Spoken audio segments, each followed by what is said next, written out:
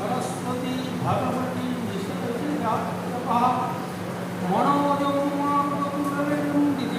बुद्धिमतावरिष्ठं वातात्मजमानं खिलोनं श्रीरामकृतं शरणं शुक्राम्बरमुष्टं शशिवर्णं चतुर्भुजं प्रसन्नवदनं ध्यायेत् सर्वविघ्नोपशान्तये ख्यालराघवेन्द्राय सत्यधर्मराय च भजतां कल्पवृक्षाय नमतां कामधेनवे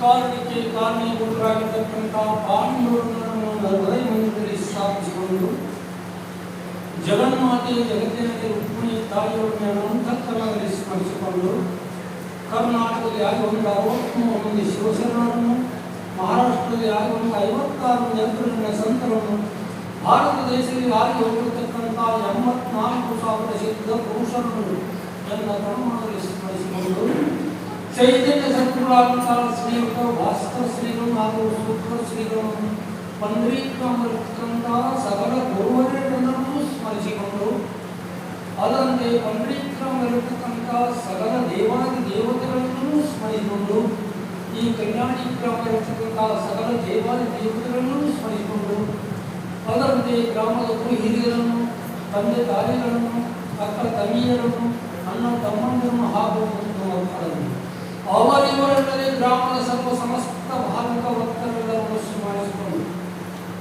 ಇಲ್ಲಿ ಕೂಡುವಂತಹ ತಾವಣ್ಣರು, ಸಂತರು, ಮಹಂತರು, ತಂದೆ ತಾಯಿಗಳು, ಅಕ್ಕ ತಂಗಿಯರು, ಅಣ್ಣ ತಮ್ಮಂದರು ನೀವೆಲ್ಲರೂ ಸಾಕ್ಷಾತ್ ಭಗವಂತನ ಸ್ವರೂಪಿಗಳಿದ್ದೀರಿ.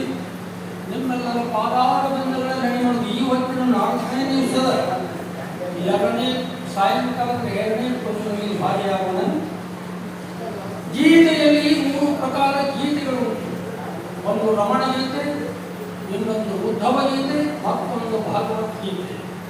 ರಮಣ ಗೀತೆಯಲ್ಲಿ 1056 ಶ್ಲೋಕಗಳು, ಉದ್ಧವ ಗೀತೆಯಲ್ಲಿ 1036 ಶ್ಲೋಕಗಳು, ಭಗವದ್ಗೀತೆಯಲ್ಲಿ 700 ಶ್ಲೋಕಗಳು. ಹೀಗೆ 700 ಶ್ಲೋಕಗಳಿಂದ ನಿರ್ಮಾಣವಾಗಲ್ಪಟ್ಟಂತಹ ಭಗವದ್ಗೀತೆಯಲ್ಲಿ ಪವಿತ್ರವಾದಂತಹ 18 ಅಧ್ಯಾಯಗಳುಂಟು.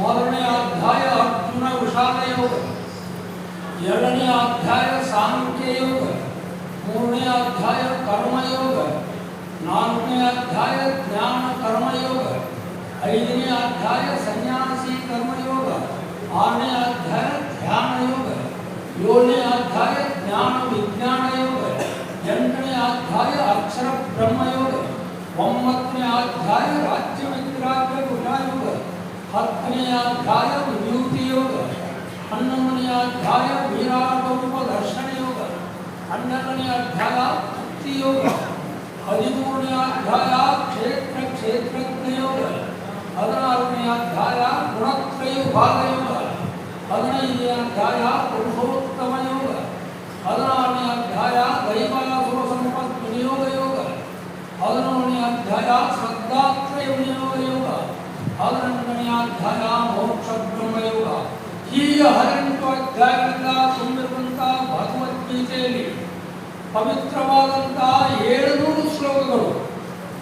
ಮೊದಲನೇ ಅಧ್ಯಾಯದಲ್ಲಿ 47 ಶ್ಲೋಕಗಳು, 2ನೇ ಅಧ್ಯಾಯದಲ್ಲಿ 72 ಶ್ಲೋಕಗಳು, 3ನೇ ಅಧ್ಯಾಯದಲ್ಲಿ 43 ಶ್ಲೋಕಗಳು, 4ನೇ ಅಧ್ಯಾಯದಲ್ಲಿ 42 ಶ್ಲೋಕಗಳು, 5ನೇ ಅಧ್ಯಾಯದಲ್ಲಿ 29 ಶ್ಲೋಕಗಳು, 6ನೇ ಅಧ್ಯಾಯದಲ್ಲಿ 47 ಶ್ಲೋಕಗಳು, 7ನೇ ಅಧ್ಯಾಯದಲ್ಲಿ 30 ಶ್ಲೋಕಗಳು, 8ನೇ ಅಧ್ಯಾಯದಲ್ಲಿ 28 ಶ್ಲೋಕಗಳು, 9ನೇ ಅಧ್ಯಾಯದಲ್ಲಿ 34 ಶ್ಲೋಕಗಳು, 10ನೇ ಅಧ್ಯಾಯದಲ್ಲಿ 42 ಶ್ಲೋಕಗಳು, 11ನೇ ಅಧ್ಯಾಯದಲ್ಲಿ 55 ಶ್ಲೋಕಗಳು, 12ನೇ ಅಧ್ಯಾಯದಲ್ಲಿ 20 ಶ್ಲೋಕಗಳು, 13ನೇ ಅಧ್ಯಾಯದಲ್ಲಿ 34 ಶ್ಲೋಕಗಳು, 14ನೇ ಅಧ್ಯಾಯದಲ್ಲಿ 27 ಶ್ಲೋಕಗಳು, 15ನೇ ಅಧ್ಯಾಯದಲ್ಲಿ 20 ಶ್ಲೋಕಗಳು, 16ನೇ ಅಧ್ಯಾಯದಲ್ಲಿ 24 ಶ್ಲೋಕಗಳು, 17ನೇ ಅಧ್ಯಾಯದಲ್ಲಿ 28 ಶ್ಲೋಕಗಳು, ಅಧ್ಯಾಯದಲ್ಲಿ 78 ಶ್ಲೋಕಗಳು.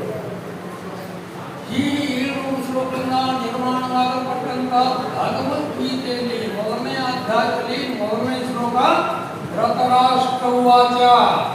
ಒಂದೇ ಒಂದು ಶ್ಲೋಕವನ್ನು ಧೃತರಾಷ್ಟ್ರ ಪ್ರತಿಪಾದನೆ ಮಾಡಿದ್ದಾನೆ. 40 ಶ್ಲೋಕಗಳನ್ನು ಸಂಜಯ ಪ್ರತಿಪಾದನೆ ಮಾಡಿದ್ದಾನೆ. 85 ಶ್ಲೋಕಗಳನ್ನು ಕೃಷ್ಣ ಪರಮಾತ್ಮನು ಅರ್ಜುನ ಸಂವಾದ ಮಾಡಿದ್ದಾನೆ.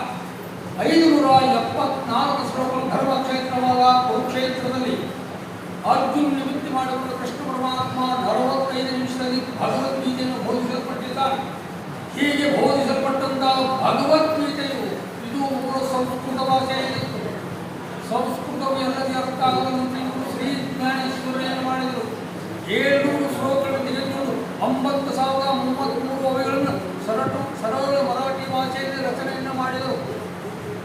ಒಂದನೇ ಅಧ್ಯಾಯದಲ್ಲಿ 275 ಓವಿಗಳು, ಎರಡನೇ ಅಧ್ಯಾಯದಲ್ಲಿ 375 ಓವಿಗಳು, ಮೂರನೇ ಅಧ್ಯಾಯದಲ್ಲಿ 276 ಓವಿಗಳು, ನಾಲ್ಕನೇ ಅಧ್ಯಾಯದಲ್ಲಿ 224 ಓವಿಗಳು, ಐದನೇ ಅಧ್ಯಾಯದಲ್ಲಿ 180 ಓವಿಗಳು, ಆರನೇ ಅಧ್ಯಾಯದಲ್ಲಿ 497 ಓವಿಗಳು, ಏಳನೇ ಅಧ್ಯಾಯದಲ್ಲಿ 210 ಓವಿಗಳು, ಎಂಟನೇ ಅಧ್ಯಾಯದಲ್ಲಿ 271 ಓವಿಗಳು, ಒಂಬತ್ತನೇ ಅಧ್ಯಾಯದಲ್ಲಿ 535 ಓವಿಗಳು, ಹತ್ತನೇ ಅಧ್ಯಾಯದಲ್ಲಿ 335 ಓವಿಗಳು, 11ನೇ ಅಧ್ಯಾಯದಲ್ಲಿ 708 ಓವಿಗಳು, 12ನೇ ಅಧ್ಯಾಯದಲ್ಲಿ 247 ಓವಿಗಳು, 13ನೇ ಅಧ್ಯಾಯದಲ್ಲಿ 1170 ಓವಿಗಳು, 14ನೇ ಅಧ್ಯಾಯದಲ್ಲಿ 415 ಓವಿಗಳು, 15ನೇ ಅಧ್ಯಾಯದಲ್ಲಿ 599 ಓವಿಗಳು, 16ನೇ ಅಧ್ಯಾಯದಲ್ಲಿ 473 ಓವಿಗಳು, 17ನೇ ಅಧ್ಯಾಯದಲ್ಲಿ 433 ಓವಿಗಳು,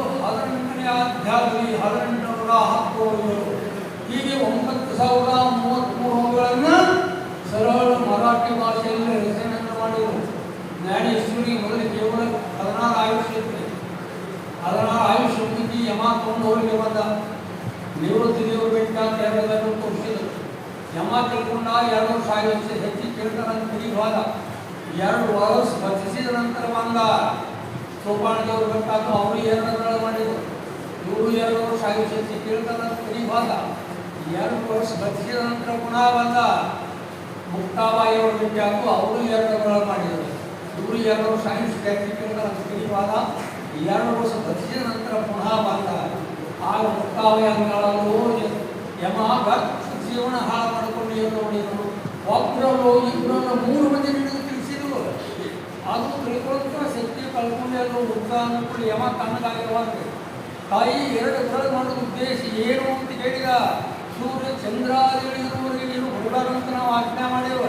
ತಿರುಗಿ ಅಂದ್ರೆ ಹೆಂಗೆ ಹೋಗುತ್ತಾ ಅಂತ ತಿರುಗಿವಾಗ 16 ಒಂದಾರ 22 ವಯಸ್ಸು ಜೀವಂತ ಸಮಾಧಿಯನ್ನು ತೆಗೆದುಕೊಂಡು ನಮ್ಮ ನಿಮ್ಮೆಲ್ಲರ ಉದ್ಧಾರಕ್ಕಾಗಿ, ನಮ್ಮ ನಿಮ್ಮೆಲ್ಲರ ಕಲ್ಯಾಣಕ್ಕಾಗಿ, ನಮ್ಮ ನಿಮ್ಮೆಲ್ಲರ ಏಳಿಗೆಗಾಗಿ ಸರಳ ಮರಾಠಿ ಭಾಷೆಯಲ್ಲಿ ಜ್ಞಾನೇಶ್ವರಿ ಗ್ರಂಥವನ್ನು ರಚನೆ ಮಾಡಿದರು.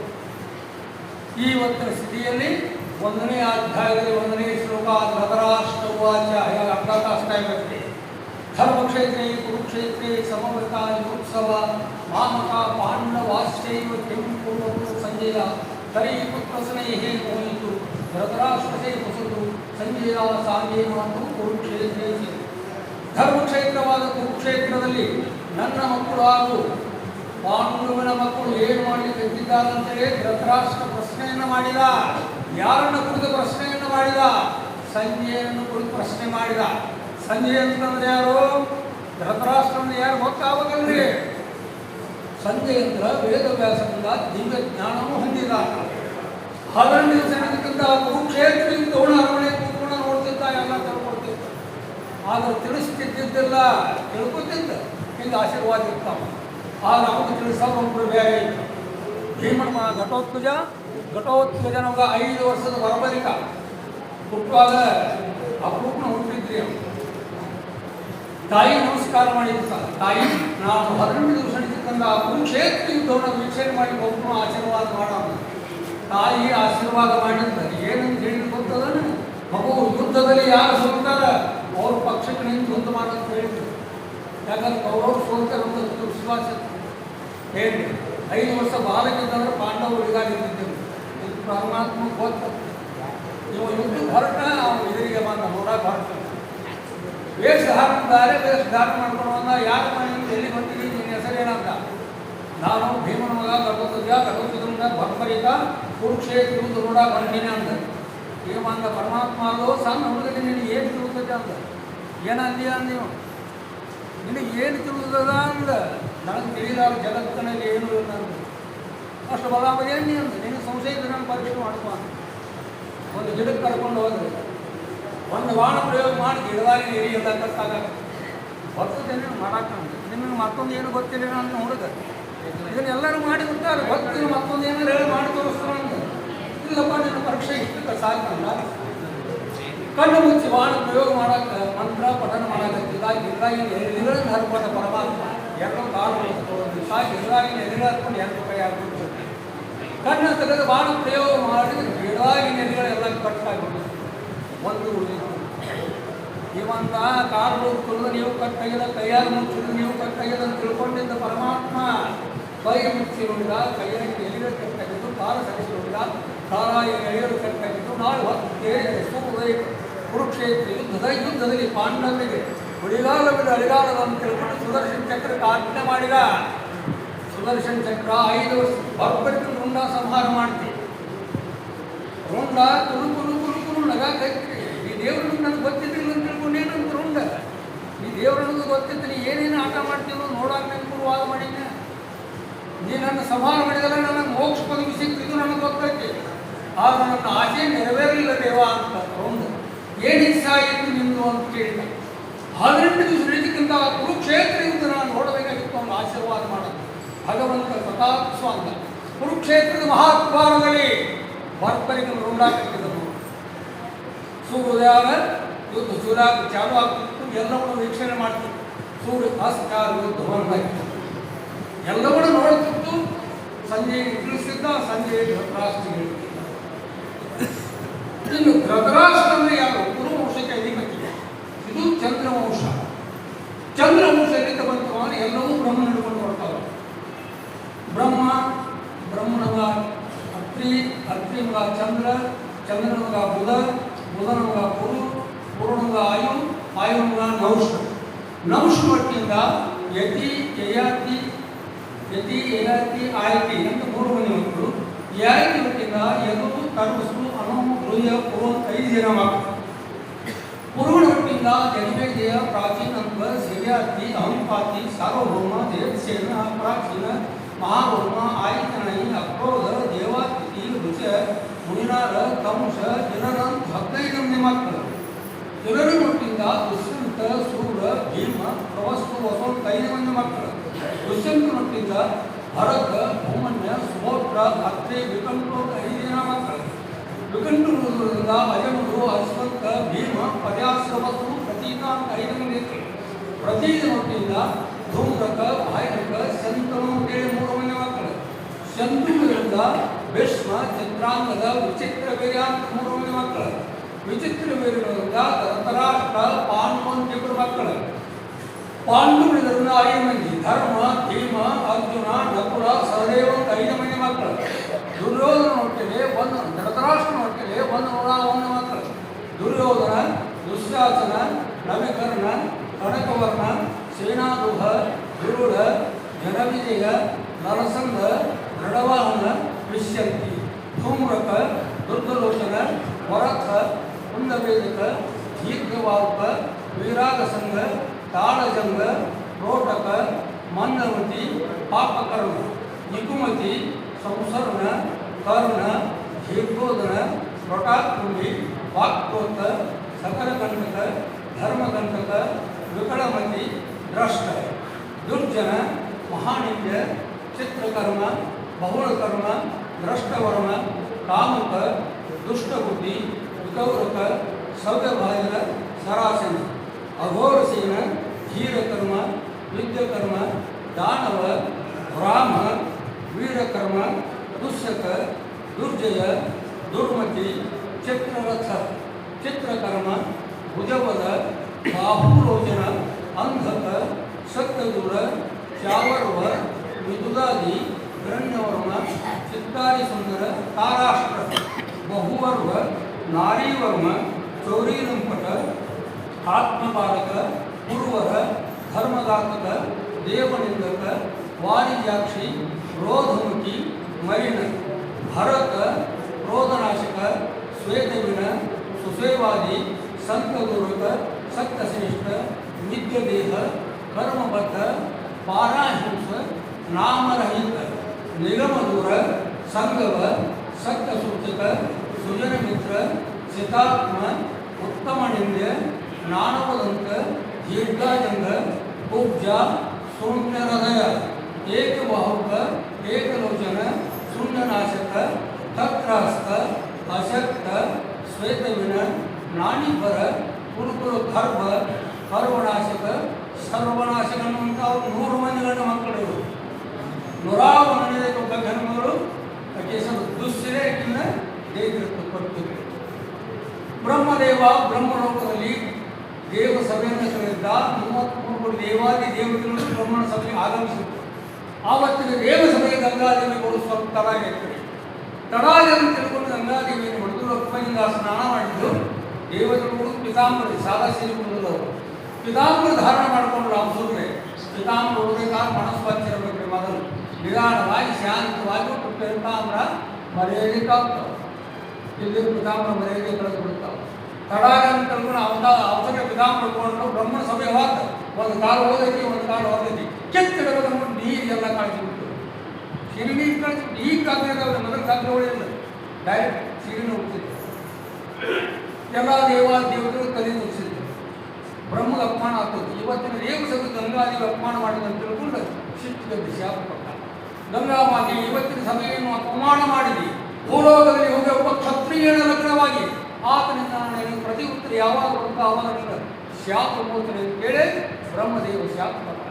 ಬ್ರಹ್ಮನ ಶಾಪ ಭೋಗಿಸುವ ಸಲುವಾಗಿ ಗಂಗಾದೇವಿ ಭೂಲೋಕಕ್ಕೆ ಬಂದ ನದಿ ದಂಡೆಯ ಕೂತ್ಕೊಂಡು ಹಿಂದೆ ಒಂದು ಸಮಯದಲ್ಲಿ ಭಗೀರಥ ವಂಶವೆಲ್ಲವೂ ನಾಶ ಆಗಿರುತ್ತೆ, ಸುಟ್ಟುತ್ತೆ. ಅವರು ಭೂಮಿ ಮೇಲೆ ಉದ್ಧಾರ ಮಾಡುವ ಸಲುವಾಗಿ ಗಂಗಾದೇವಿ ಭೂಲೋಕಕ್ಕೆ ಬಂದಿತ್ತು. ಹೇಗೆ ಭಗೀರಥ ಮಹಾರಾಜ ಕರೆಸಿದ್ದ. ಇದು 2ನೇ ಸಲ ಭೂದೇವಿ ಬಂದು ಗಂಗಾದೇವಿ ಭೂಲೋಕಕ್ಕೆ ಬಂದದ್ದು, ನದಿ ದಂಡೆಯ ತೋರಿಸಿಕೊಂಡಿದ್ದು. ಆವತ್ತಿನ ದಿವಸ ಅಕಸ್ಮಾತ್ ಆಸ್ಥಾನದ ರಾಜ ಶಂಕನು ಮಹಾರಾಜ ಭೇಟಿಗೆ ಬಂದಿದ್ದ. ಮಧ್ಯಾಹ್ನ 1:02 ಬಹಳ ಬಿಸಿಲಿತ್ತು. ಬಿಸಿಲಿಗೆ ನೀರಡಿಕೆ ಇತ್ತು. ನೀರು ಕುಡಿದು ಗಿಡದ ನೆರಳಿಕೊಂಡು ವಿಶ್ರಾಂತಿ ತೋರುತ್ತಿದ್ದ ಮಹಾರಾಜ್. ಬರುವಂಥ ಶಬ್ದ ಕಿವಿ ಇಷ್ಟು ಘೋರ ಬಿಸಿಲಿನಲ್ಲಿ ಯಾರಿಗೆ ಅಂತ ತ್ರಾಸ ಬಂದದ. ರಾಜ ಪ್ರತ್ಯಕ್ಷ ದೇವತಾ ಪ್ರಜೆಗಳಿಗೆ ರಾಜ್ಯವೇ ದೇವರು. ಅವರ ಕಷ್ಟಗಳನ್ನು ಪರಿಹಾರ ಮಾಡೋದು ನನ್ನ ಕರ್ತವ್ಯವಲ್ಲ. ವಿಶ್ರಾಂತಿ ತೋಳಕ್ಕೆ ಒಂದಾರ ಆದ್ರೂ ಯೋಚನೆ ಹಿಂಗೆ ಅವ್ರು ಯಾರು ಇರ್ತಾರ ಅಂತ ತ್ರಾಸ ಏನೋ ಒಂದು ನೋಡ್ಬೇಕಂತೇಳಿ ಕೆಟ್ಟ ಉಸರಾಗ ಧ್ವನಿ ಎತ್ತ ಅವ್ರು ಹೊಟ್ಟದಾದ ಪಾದ ನೇರವಾಗಿ ನದಿ ಕರ್ಕೊಂಡು ಹೋಗ್ರಿ. ಗಂಗಾದೇವಿ ನೋಡಿದ. ಗಂಗಾದೇವಿಯ ರೂಪ ಕುರಿತಾದಂತಹ ಶಂಕರ ಮಹಾರಾಜ ದೇವರೂಪದ ಅಪ್ಸರೆ ವರ್ಣನ ನೋಡದೇ ಇದೆ. ನೀನು ಯಾರು, ನಿನ್ನ ಹೆಸರೇನು, ಎಲ್ಲಿಂದ ಬಂದಿ ಅಂತ ಪರಮಾತ್ಮ ಇವನ ರಾಜ ಪ್ರಶ್ನೆ ಮಾಡಿದ. ನಾನು ದೇವರಾದ ಅಪ್ಸರೆ ಗಂಗಾದೇವಿ. ಬ್ರಹ್ಮದೇವರು ಶಾಪ ಕೊಟ್ಟಾನೆ. ಶಾಪ ಭೋಗಿಸರ್ವ ನಾನು ಹೋಗಬೇಕು ಹೇಳಿದೆ ಅಂತ ಹೇಳಿದ್ರು. ಹಾಗಾದ್ರೆ ನಾನು ಈ ದೇಶದ ಅರಸ, ನನ್ನನ್ನು ಲಗ್ನ ಮಾಡಿಕೊ ಅಂತ ಮಹಾರಾಜನನ್ನ ಕರಾರಕ್ಕೆ ನೀವು ಒಪ್ಕೊಂಡು ನೀನು ಲಗ್ನ ಮಾಡ್ಕೊತೀನಿ ಅಂತ. ಏನು ನಿನ್ನ ಕರಾರದಾಗ ಹೇಳು ಅಂತಂದ. ನೀ ನನಗೆ ಪ್ರತಿ ಉತ್ತರ ಎಂದು ಕೊಡ್ತೀಯ ಅಂತ ನಿನಗೆ ಹೊರಟು ಅಂತ. ಆಕೆ ರೂಪಕ್ಕೆ ಉತ್ಸಾಹಿದ್ದು ಮಹಾರಾಜ್. ಶಬ್ದದಿಂದ ಪುರಂಗ, ಸ್ಪರ್ಶದಿಂದ ಮಾತಂಗ, ರೂಪದಿಂದ ಪತಂಗ, ರಸದಿಂದ ತ್ವಯಂಗ, ಗಂಧದಿಂದ ಗಂಗ, ಇವೆಲ್ಲ ವಾಸನೆ ಸರ್ವಾದಿ ಹಾಳಾಗಿ ಬರ್ತದೆ. ಶಬ್ದದಿಂದ ಪುರಂಗ, ಪುರಂಗ ಅಂದರೆ ಚಿಗಿರಿ. ಬೇಟೆಗಾರ ಬಲೆ ಇಟ್ಟಿರ್ತಾರೆ. ಪೂರ್ವ ದಿಕ್ಕಿಗಿರ್ತಾನೆ, ಅವಾಜಾನೆ ಮಾಡ್ತಿರ್ತಾನೆ. ಪಶ್ಚಿಮ ಕಡೆ ಇರ್ತದೆ. ಈ ಬೇಟೆಯಾಡೋ ಜಾಣ್ಮೆ ಪೂರ್ವಕ್ಕೆ ಅವಾಗ ಪಶ್ಚಿಮಕ್ಕೆ ಬಲಿ ಚಿಗಿರಿ ವಿಚಾರ ಮಾಡ್ತಾರೆ. ಪೂರ್ವಕ್ಕೆ ಬೇಡದಾನ ಅವಾಗ ಮಾಡ್ತಾರೆ. ಅಲ್ಲಿ ಹೋಗ ಸಾಯ್ತಾನೆ, ಇಲ್ಲಿ ಹೋಗ್ಬೇಕಿರ್ತಾವ. ನಮ್ಮ ಮಾಯಾದ ಬಲಿ ಇರ್ತದೆ.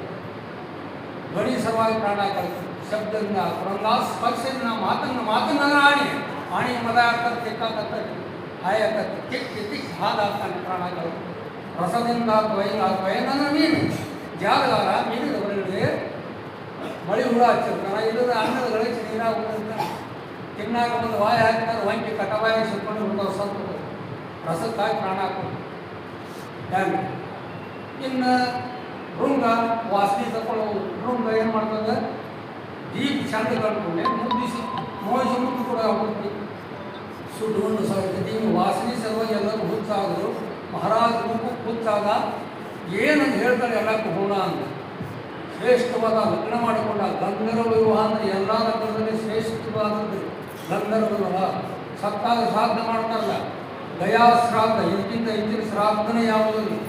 ಗಯಾ ಶ್ರಾದ್ದ ಮಾಡಿ ಲಾಸ್ಟ್ ಶ್ರಾದ್ದ ಸತ್ತಾಗ ಮಾಡೋದು, ಲಗ್ನ ಮಾಡ್ಕೊಳ್ಳೋದು. ಗಂಧರ್ವ ವಿವಾಹ ಇದಕ್ಕಿಂತ ಹೆಚ್ಚಿನ ಯಾವುದು.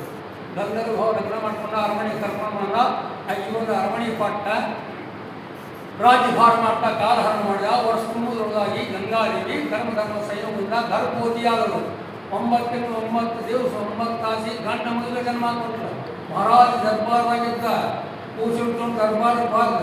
ಮಹಾರಾಜ ಹಿರಿದು ಎಕ್ಕಿದ ಗಂಡ ಹಿಡ್ದಾನ ತೋರ್ಸಾಕಂತ ಆನಂದ ಪಟ್ಟ. ಅವನು ಮುಂದೆ ಹೋಗಿ ಎತ್ತಿ ಹೇಳಿ ಹಿಡಿದ್ಲೇನು ಮಹಾರಾಜ ಎತ್ತಿ ಹಿಡಿದು ಎಲ್ಲರೂ ಕೈಲಿ ಚಿಕ್ಕಂದ್ರು. ಹಿಂಗೆ 7 ಮಕ್ಕಳ ಬಂದ್ರಿ. 7 ಮಕ್ಕಳ ಕುಂದ್ರು. ಮಹಾರಾಜ್ ಯಾಕನ್ನವಲ್ಲ, ಯಾಕಂದ್ರೆ ಬಿಟ್ಟು ಹೋಗ್ತಾಳ. ಎಷ್ಟು ಹುಚ್ಚಾಗ ಹೋಗ್ಬೇಕು ನಿಮ್ಮದು ಅಂಗಡಿ ಮಾಡಿ ಯಾರು ಪ್ರೀತಿ ಮಾಡಿದಂತ ಹಣ ಹೋಗ್ತದೆ.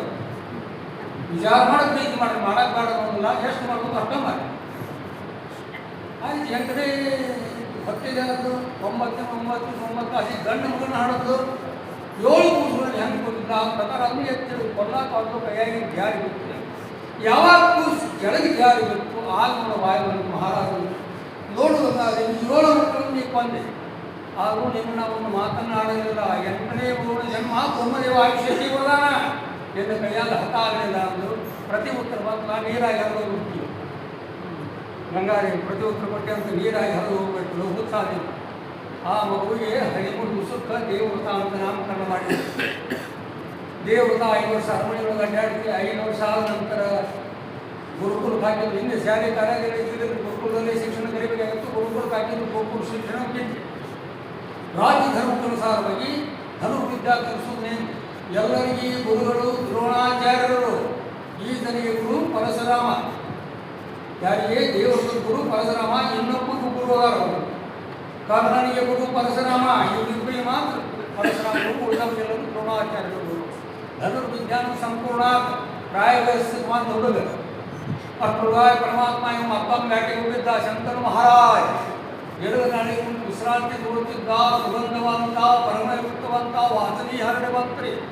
ವಾಸನಿ ರಾಜನ ಉತ್ಸವ ಮಾಡಿಬಿಡ್ತಿದ್ದ. ವಾಸನಿ ಗಂಡತ್ತಿದ್ದ ಬರೋಬ್ಬರಿ 2 ಹರದಾರ ನಡೆಸ್ತದೆ. ಒಂದು ಸಣ್ಣ ಹಳ್ಳಿ ಕರ್ಕೊಂಡು ಹೋಗಿ ಹಳ್ಳಿ ಭಾಗಗಳು ಹುಡುಗರು ರಾಜವನ್ನ, ನಮ್ಮೂರು ರಾಜವನ್ನ, ಇಡೀ ಊರು ಹುಡುಗರು ಮಕ್ಕಳು ಕೂಡ ಆಟ ಆಡಿದ. ಮಕ್ಕಳಿಗೂ ಸಂತೋಷ ಆಯ್ತು, ಅವಕ್ಕೂ ಸಂತೋಷ ಆಯ್ತು. ಈ ವಾಸನೆ ನಿಮ್ಮ ಊರೊಳಗೆ ಬರ್ತದ ಅಂತ ಕೇಳಿದ. ನಮ್ಮ ಊರೊಳಗೆ ಬಂದಿಯಾರಕ್ಕೆ ಈ ಕನ್ನಡ ಆಡ್ತಾಳ ಅಂತ ಹೇಳಿದ್ರು. ಹಾಗಾದ್ರೆ ಅವರು ಮಣಿ ತೋರಿಸಂತಂದ. ಹುಡುಗರನ್ನ ಬಂದ ಮಹಾರಾಜನಿಂದ ನಮ್ಗೆ ಯಾರು ನೋಡಿ ಭಾಗವತ ನೋಡಿ ಮಣಿ ಅಂತ ಚಾಪಡ ಇರ್ತಾವೆ. ಅವ್ರ ಮನೆಯಾಗ ಕೊಡ್ರಾಗ ಕೊಟ್ಟೇ ಇಲ್ಲ. ಮಹಾರಾಜ ಬಂದು ಭಾಗದಾಗ ಅವಾಗ ಬಂದ್ಬಿಟ್ಟೆ ತಂದಿ ಮಗಳು ಇಬ್ಬರೇ ಇತ್ತು. ಹೊರಗೆ ಬಂದರು. ಆಕೆ ನೋಡಿದ ಮಹಾರಾಜ, ನೀ ನನ್ನ ಲಗ್ನಾಗನ ದೇಶದ ರಾಜ ಅದನ್ನ ಅಂತ. ಅವ್ರ ಅಪ್ಪ ಹೇಳ್ದ, ನಿನ್ನ ಮಗಳನ್ನು ನನಗೆ ಧಾರೆ ಎರೆದು ಕೊಡಂಗ. ಇವ್ ಅಂದ, ಏನೋ ಮಹಾರಾಜ ಭೂಮಿ ಹಿಡಿದದ್ದು. ಈಗ ನನ್ನ ಮಗಳು ಲಗ್ನ ಆಗಬೇಕಂತ ಬಂದಾನ. ಇದ ಪ್ರೀತಿ ಇದ ವಿಶ್ವಾಸ ಉಳಿಬೇಕಲ್ಲ. ನಾಳೆ ನನ್ನ ಮಗಳು ಅಟ್ಟಿದೆ ಒಂದು 4 ಮೊಮ್ಮಕ್ಕಳವರಾಗ ಅಕಸ್ಮಾತ್ ನನ್ನ ಮಗಳನ್ನು ತ್ಯಜಿಸಿದ ಅಂದ್ರೆ ಮೊಮ್ಮಕ್ಕಳು ಇವನ್ನ ಅರಮನೆ ಮುಂದೆ ಭಿಕ್ಷಾ ಬೇಡಿ ತಿನ್ನೋ ಪರಿಸ್ಥಿತಿ ಬರ್ತದೆ. ಹಾಗೆ ಮಾಡೋದು ಬೇಡ. ಒಂದು ಪ್ರಶ್ನೆ ಮಾಡೋದು. ಪ್ರಶ್ನೆ ಮಾಡಿದರೆ ಉತ್ತರ ಕೊಟ್ಟು ಕೊಡ್ಬೇಕಾ? ಇಲ್ಲದಿದ್ರೆ ಗುಂಡು ಹಾಕಿಕೊಂಡು ಲಗ್ನ ಮಾಡ್ಕೊಂಡು ದೇಶದ ಅರಸದ ನಾವು ಮಹಾರಾಜನ ಪ್ರಶ್ನೆ ಮಾಡ್ಕೊಂಡು ಪ್ರಶ್ನೆಗೆ ಉತ್ತರ ಕೊಡೋದು. ಏನು ಅಂತ ಕೇಳಿದ. ಮಗಳನ್ನು ಧಾರೆ ಕೊಡ್ತಾ ಇದ್ದೀನಿ. ಆದರೆ ನನ್ನ ಮಗಳ ಹೊಟ್ಟಿಂದ ಹುಟ್ಟುವಂತ ಮಗನಿಗೆ ಪಟ್ಟ ಕಟ್ಟಬೇಕು. ಆಕಾಶನ ತೆಲಿನಲ್ಲಿ ಕಳ್ಕೊಂಡು ಬಂದಂಗ ಹಿರಿ ಮಗ ಗಂಗಾದೇವಿ ಮಗ. ಹಿರಿಯವರು ಬಿಟ್ಟು ಸಣ್ಣವ್ರು ಪಟ್ಟು ಕಟ್ಟಂಗೆ ಬರಂಗಿಲ್ಲ. ತೆರಿಗೆ ಬಂದ ತೆರಿ ಕಟ್ಕೊಂಡು ಮಲ್ಕೊಂಡು ಬಿಡ್ತಾರೆ. ಏನು ಇವಳು ಸುಗಂಧಿನಿ, ಅವರಪ್ಪನ ಹೆಸರ ದಾರಿಷ್ಯ. ಇವಳು ಮೊದಲು ಮತ್ಸ್ಯಗಂಧಿನಿ, ಯೋಜನಾಗಂಧಿನಿ, ಸತ್ಯವತಿ. ಈಗ ಸತ್ಯ ಸುಗಂಧಿನಿ. ಛೇದಿ ದೇಶದ ಅರಸ. ಆತ ಹೆಸರ ಉಪಚರಿತ. ನಿಟ್ಟಲ್ಲಿ ಆತ ವಿಮಾನ ಹತ್ಕೊಂಡು ಪ್ರವಾಸ ಮಾಡ್ತಿದ್ದ. 1 ದಿವಸ ನದಿ ಮೇಲೆ ಹೊಂಟಿದ್ದ. ನದಿ ಮೇಲೆ ಹೋಗುವಾಗ ಅವನು ಹೆಂಡತಿ ನೆನಪಾದ. ಅವ್ನು ರಾಜ ನೆನಪಿ. ಆಕೆ ಹೆಸರ ಗಿರಿಕೆ. ಮಹಾರಾಜನ ನದಿ ಹೆಸರ ಗಿರಿಕೆ. ಗಿರಿಕೆ ನೆನಪಾದ್ರು ಮೀನು ಕರಣ ಆಯ್ತು. ವೀರ್ಯ ನದಿಯೊಳಗೆ ಬಿತ್ತು. ಒಂದು ಮೀನು ಸ್ವೀಕಾರ